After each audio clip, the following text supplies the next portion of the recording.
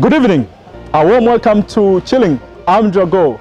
This is the best of the good life. Now, join us on our ever-expanding social media outlets on Facebook, Twitter, and YouTube. That's Chilling UBC TV. Latif Designs is a unique and an incredible concept that has been developed by an incredible man. It has big dreams. It has huge vision. You know, the guest I'm having today has been an author or a designer to a lot of big celebrities in Uganda, even including Africa. For example, he has been able to dress the late Lucky Dube, His Excellency Bobi Wine, of course, Chameleon, Judith Hard, and a lot of them. So he's an incredible man. He has had this craft since he was a child. He's a teacher, a fashion designer, and a fashion performer. I would love to find out the gist of all that. Please, ladies and gentlemen, join me in welcoming the incredible fashion mogul himself, Mr. Madoi. Oh, yeah. Yes, sir. You good? I'm good. I'm good. I tried to do my best with that intro. Oh, yeah. Please, have a seat. Thank you. Wow. How are you doing, man? I'm fine. I'm fine. How are you doing? It's such a small world. I know. Ever since I started this show, people have been asking me to have you on. Wow. Because everyone, even the world, I think Africa at large, are so fascinated with your designs. You're an award winner. You've gone everywhere, to every corner of the world. Yeah, I try to do my best. Try to raise the flag for Uganda. Yeah. How easy or how hard it is, because you've attempted it, to push the local Ugandan brand to the Western world, like as South Africa has done it and Nigeria? Well, it's not that easy. First of all, you need to be patriotic. You know, no matter what people say or whatever the circumstances, you have to, you know, lift the flag for your country. So this is what I'm doing.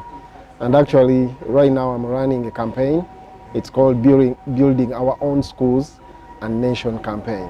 Oh yeah. So you're the proprietor of the Latif Fashion Academy? Yeah, it's actually Latif Military Academy. Every time we military or military? It's military. You know, every time we fall into problems with the security agencies, like just last week when we are supposed to have a show for our students, but it couldn't happen just because of a lot of clearances that we had to make, you know. But it's military, Latif Military Academy. You know, it's a wide concept, like you say. You know, it's not that easy. It's not for a layman's mind, you know, to digest.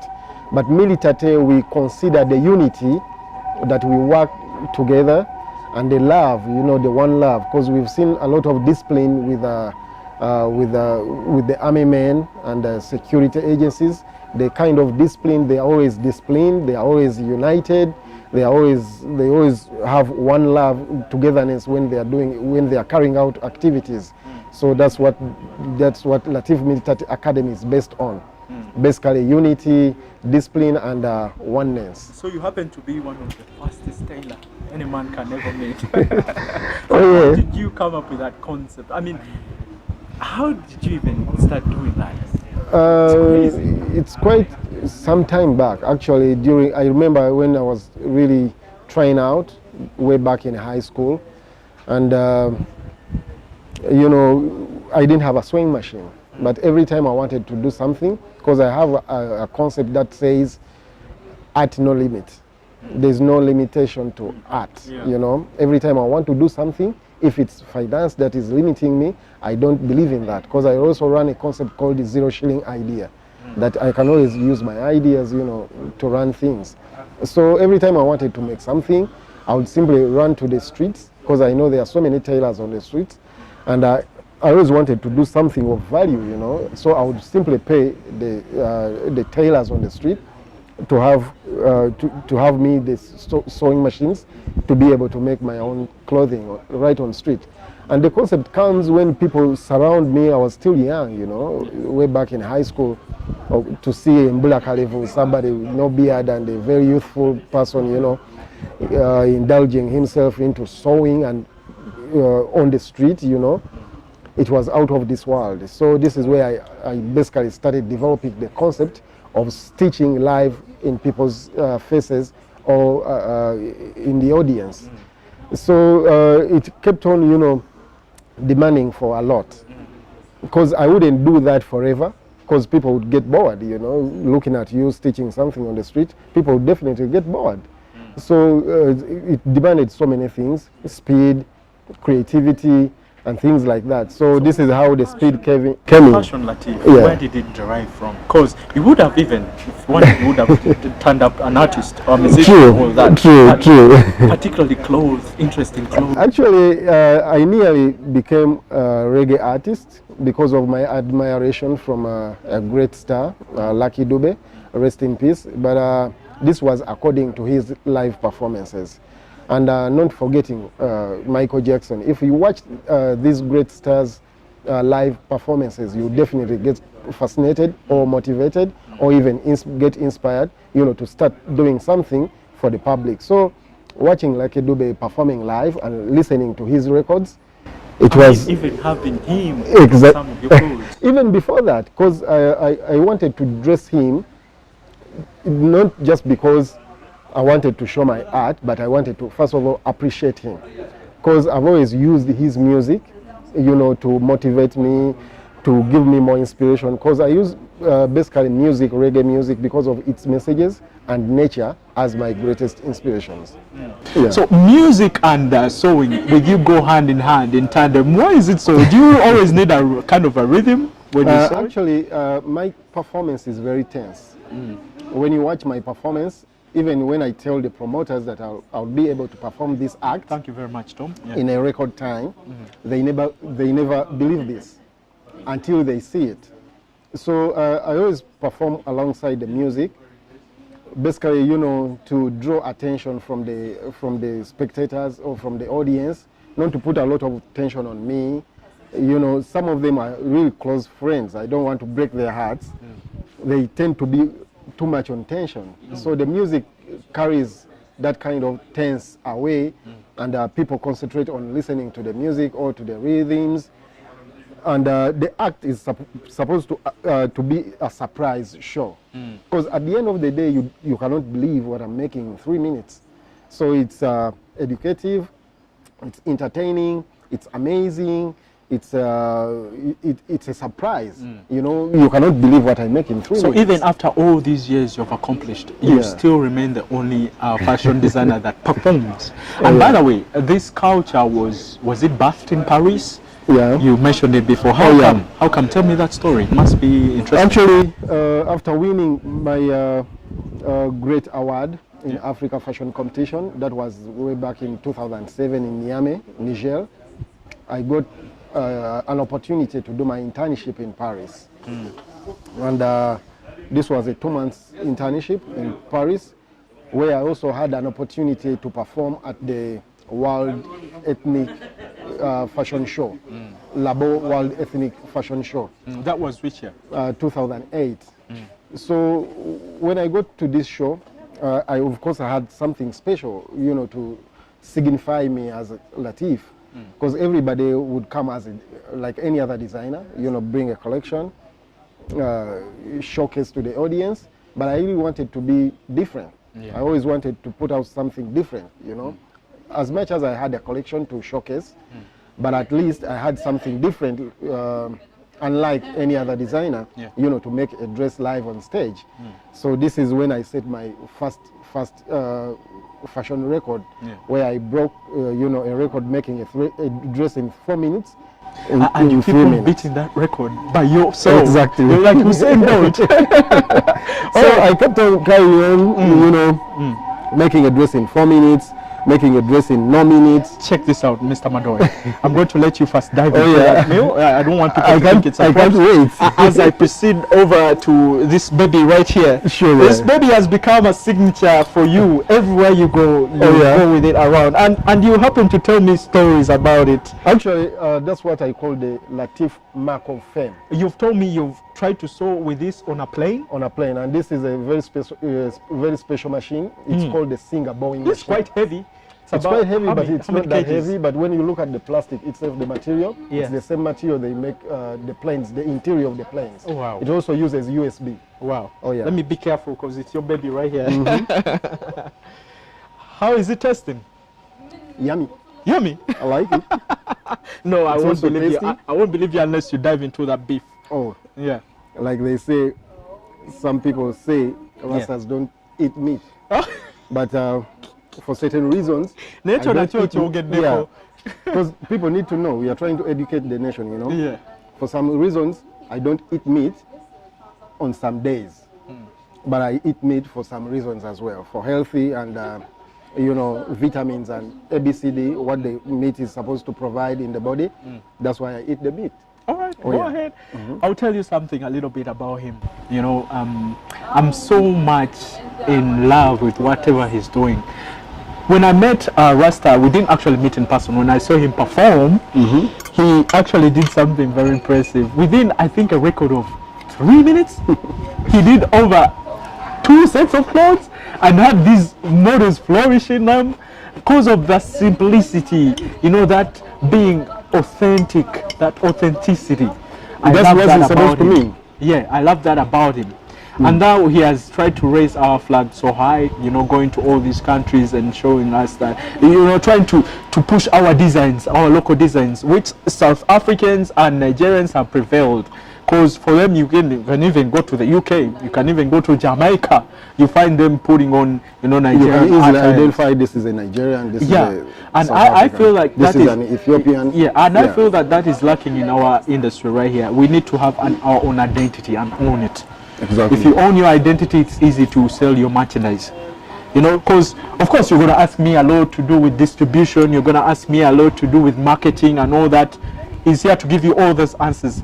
So now when we return, me and Mr. Madoi Latif, we are going to be discussing more about fashion. So all the fashion lovers, please gather around and get to find out more about fashion.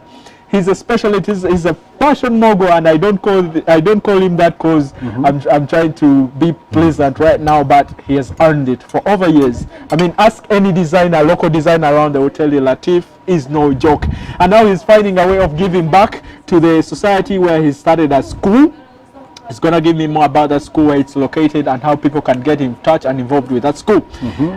Something very fortunate with this interview is that we have his son around. And I was so delighted to meet him. I actually have that contrast look. You can just look at the son and you're like, that is Latif's son. There's some fashion in it. He has that fashion bit of it, but he doesn't have dreads. Not yet, at least. They used to call him the beerless one. Kagiras. Beerless Kagiras. Yeah. See you, don't go anywhere. I'm here with Lawrence, I'm here with Esther, and we're at BMK Cafe enjoying the moment. Please stay around.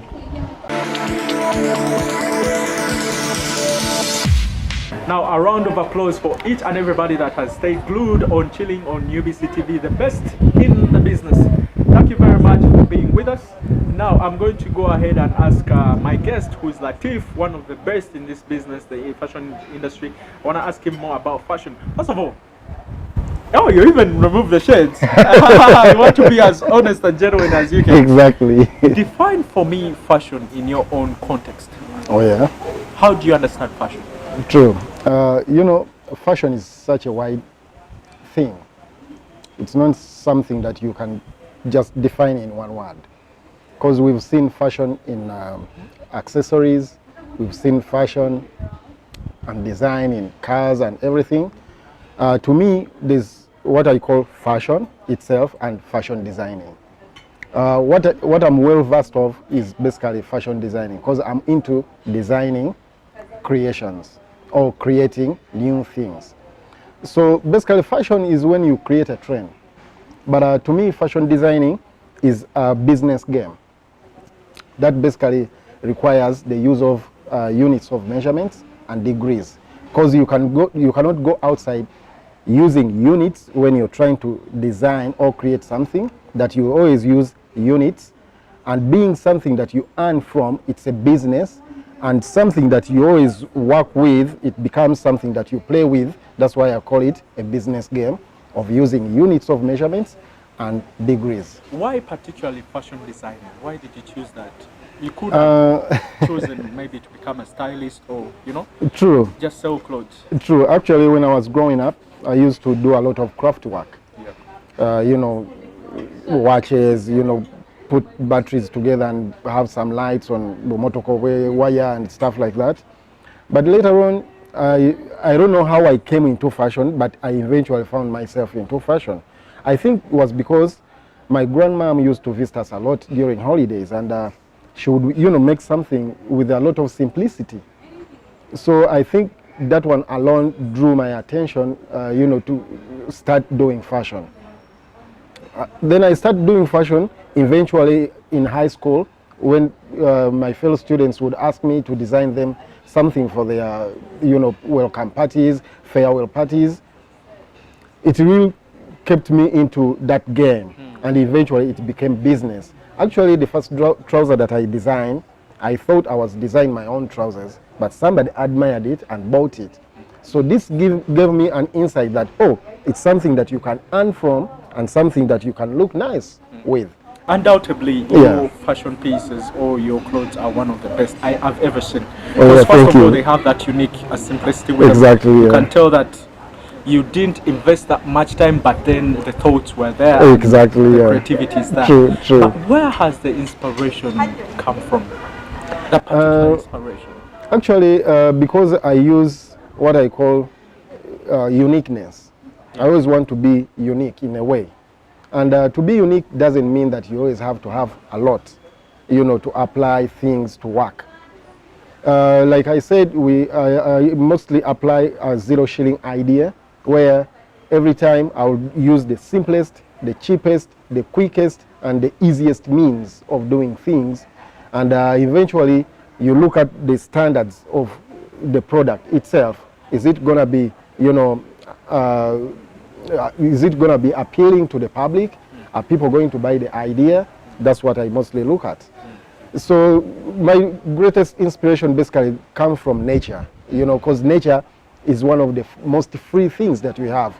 So you can always use nature, and the music played, because everywhere you go there's some music, there's some sound, there's some people talking in organized way, and that's music, because music is basically organized sound. So giving back is not something that anybody would want to, most of the people I know are interested in, because most of them are more interested in getting. Oh yeah, getting from that, getting that little piece until they get too much. Exactly. But what actually drove you into developing a school and wanting to educate people? Of course, I know they pay, but that knowledge is way richer than the little money they pay. Exactly, yeah. Why? To me, I felt I was so much blessed, to have this talent in me, and I felt it was necessary for me, to share. Actually, my sole point is basically to share what you got. You really don't have to have too much to share something, but you can always share what you already have. It doesn't have to be too much. So the idea comes from sharing.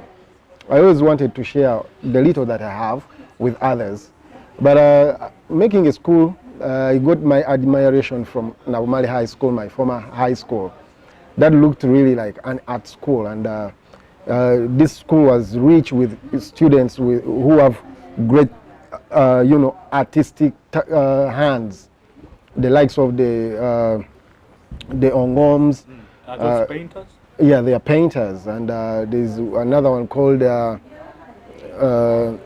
Ongo. There's Ongo, a son of a pastor in Tororo, a very old man. But leave alone with that, because it was basically about me, because not everybody carried on with their dreams the same way. But with me, I always wanted to open up a school so I could be able to share. What about some Western influences? Because most of your clothes, believe me, oh yeah, they have that Western. True, it's true, true. Is it Amani? Who is that big fashion designer you like much? Amani, yeah. Amani actually is not into this kind of youth-ish. I draw my inspiration from Amani in a very different perspective. I look at this man, a very old man, but with great works. And I admire him, thinking, I wish I could get older than him with great works like he does. In terms of accomplishments? Exactly. In terms of brand push? Exactly. I've heard that your school has relocated. Is that oh true? yeah. Oh yeah. All along, for over 20 years, 15 years, we've been operating in Kawempe. And I always wanted to give something back to the Kawempe people, to the society. And unlike other artists who have, been raised and born in Kawempe, have fled to other, already developed areas. I didn't have that kind of mind. I wanted to develop the place. Are you born and raised from Kawempe? Exactly. So I always wanted to do something. I will give back something to the Kawempe community and the society that has really bred me and raised me to this type of achievement. But again, I've been renting for all these years, in that school.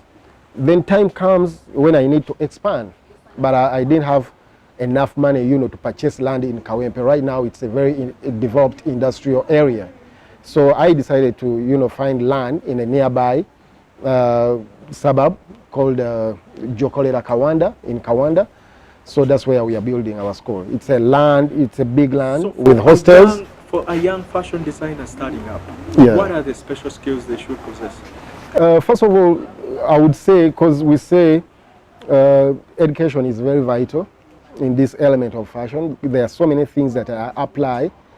If I didn't have the basic education skills, or if I didn't go to primary, for instance, or did some mathematics in high school, I wouldn't be able to, experiment that. For some reason, I thought you were self-taught in fashion. But I'm saying people must also go and attend the formal education. But again, they shouldn't forget about their talents. They can always develop them as they still go to schools. So I would say the elementary education is very vital. But again, chasing a dream requires a lot. There's persistence, there's also discipline itself, and the ethics, So how do you control your talent? Some people go wild because they think they are so much talented and they can easily do anything because they have a talent. But that's not the way it is, because sometimes you need to relate two things. There's the professional world, there's a talented world. These things have to work hand in hand. So this has really enabled me, to maneuver and get to that point. Nowadays we're so much circulated with internet and YouTube and tutorials everywhere. Oh yeah. Can somebody just watch a YouTube clip and learn and start up a shop? Well, you can do that. But then you say because of the elementary knowledge you need about business itself. If you want to get money, exactly. Of course you need to have business for it. Some accounts for that, some mathematics for that. Yeah. You need to speak for it. Yes. There's a world language that you must speak to cut across all nations if you have to sell your product. So Latif Designs in 10 years. Yeah. What do you have for Latif Designs in 10 years? First of all, Madoi Latif as an individual and then as a brand, Latif Designs. We have too much in store. We're looking at, because my major aim is basically to help develop the nation. So I look at changing the fashion industry from where it is to a more greater height in terms of exposure, because every time I move out, I try to network and sell out Ugandan fashion. So basically there's some kind of identity that is drawn from these people who are following, And in terms of selling the nation, that way we are trying to attract more tourism to the country. Because at our school, we have quite a number of facilities. It's not just a fashion school, but it also has other facilities. We have a theater under construction, cinema and a museum. We have fashion workshops. We have music classes, studios, recording studios, saloons. So all these things coupled together, we hope that at least we shall help in terms of reducing unemployment amongst the youth, and also trying to develop the youths to make it a more useful nation. Yeah. You might be a politician. Listen, in your last words, how can people follow your works? How can they get in touch with Latif Designs? Latif Designs, we are on social media. You can always follow us as me, Latif Kasumba Madoi on Facebook, and also Latif Kasumba Madoi on Instagram. at El Madoi on Twitter, but you can simply Google Latif Madoi for more records on YouTube and other links that have a hashtag of Tough Magician. So next time I'm coming to the workshop, I promise. Oh yeah, you're most welcome. I want to see all the students in turn true, when they're when you're teaching them and they're true. learning. Thank you very much for being with us or glowing with us. This has been Chilling, and this has been the incredible Mr. Madoi Latif, one of the best fashion moguls. I know he's the greatest attribute he has done to the fashion industry is giving back in form of, you know, a school, and that is very incredible. Now I would love to thank BMK Cafe, the most incredible location. I love it. And then I also love to thank our chef who prepared the meal, that's Chef Maram, Lawrence, each and everybody, Esther that's here with us in the field, and each and everybody. Also, let me shout out to Rebecca, who is my friend and the manager of BMK Cafe. So see you next week with another incredible guest, with another incredible episode. Bye. Latif, cheers. Yeah, cheers, man. To the best of the good life. Yeah. Thank you. Mm-hmm.